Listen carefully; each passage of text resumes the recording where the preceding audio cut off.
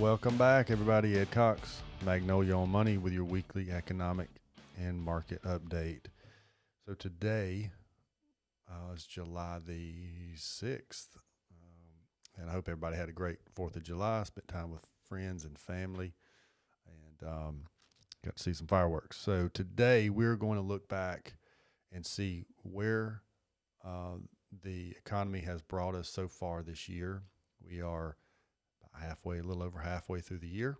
And so we're going to call this our halftime report, maybe a little bit longer than normal. I'm going to try to keep it under 10 minutes. Maybe I can keep it under 8. But let's dig on in, and I hope I hope this will help you. But there's some really good slides that I'll go through that that I think really help us understand what's going on. So let's dive in. All right. So the first slide here is just a simple graph of the S&P 500, showing us where we were this morning when I pulled this, and we're down roughly 20%. You can see in the top left corner here, 19.84. So we've had some pretty rocky markets so far this year.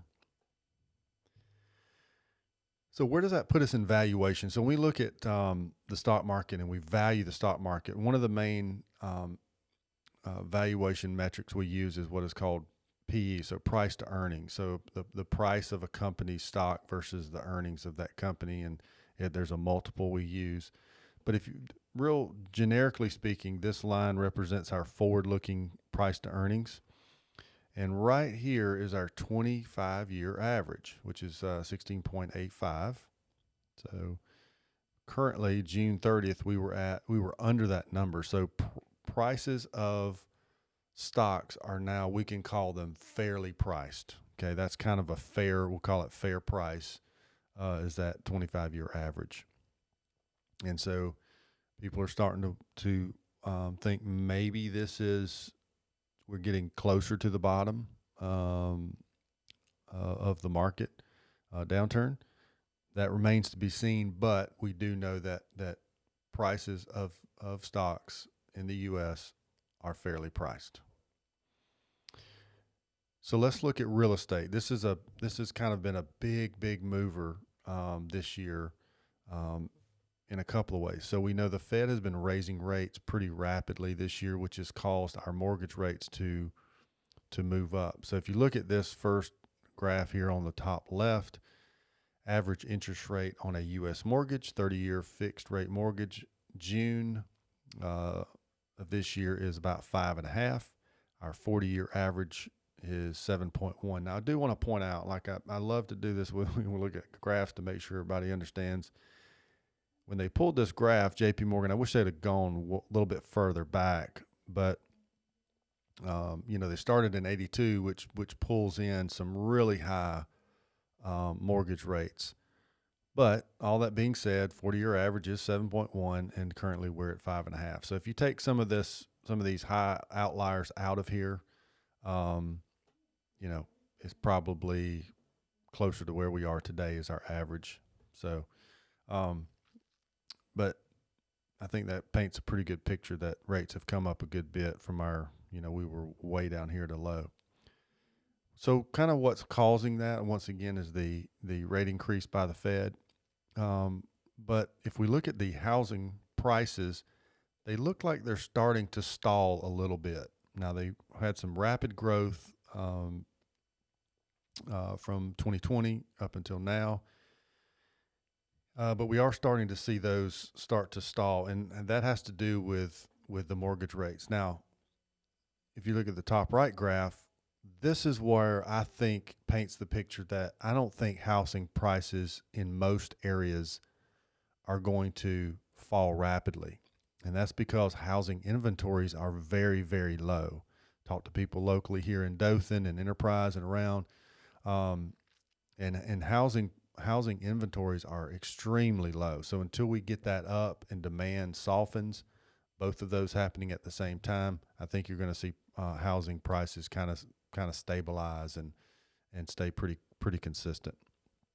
And you can see down here that the people that are buying homes, their credit scores are actually are pretty good compared to where we've been in the past. So, high credit scores for the people that are purchasing the homes.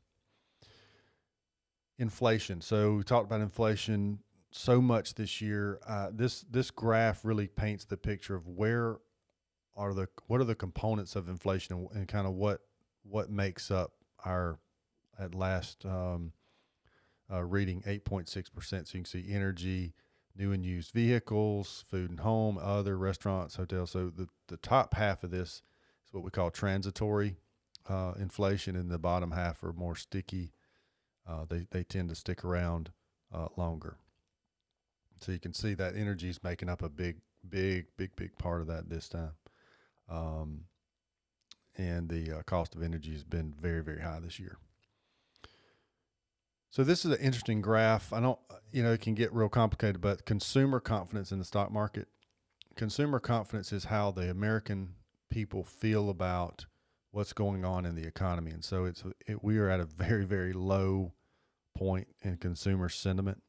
And interesting part to look here is J.P. Morgan took a reading of 8 peaks across the board, and their 12-month return after. So if you would have bought a stock at the peak of when everybody felt the best about the stock market, your returns would have been on average 4.1% over the next 12 months. If you would have bought a stock at the trough, the low point in the market, where people thought, oh my goodness, things can't get any worse, and then you go and buy at that point, your returns over the next 12 months were 24, almost 25%.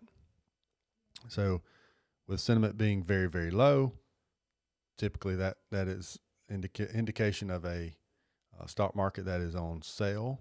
And so when people buy, then their returns are typically higher. But as the American public, we tend to not want to buy when things are really, really low and down and depressed, which is when we really should be looking at investing. So all you younger investors out there that are still putting money in the market, now's your time. This is where you really, really are going to take advantage of a depressed market. And the last slide here, I love to put this in because it puts things into perspective. The columns here, the blue columns represent where the market ended that year. So up 30% here, it was down 6% at the low point. So these red numbers indicate the market at its lowest point, peak to trough, during that year. So if you can look at the pandemic, it's a good one if you remember.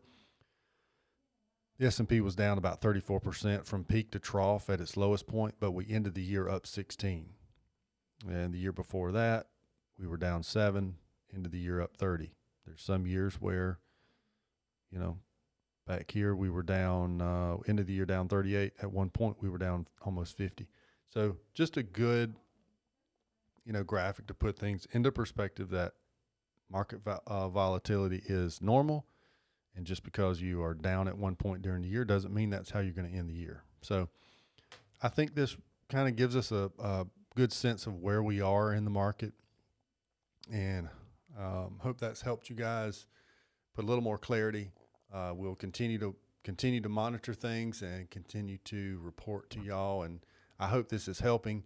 And once again, please call in, email in to Brooke. That's BROOKE at magnoliawm.com. So you can email her questions, and I'll be glad to answer them here on the show. Take care. God bless. We'll see you next week. Bye-bye.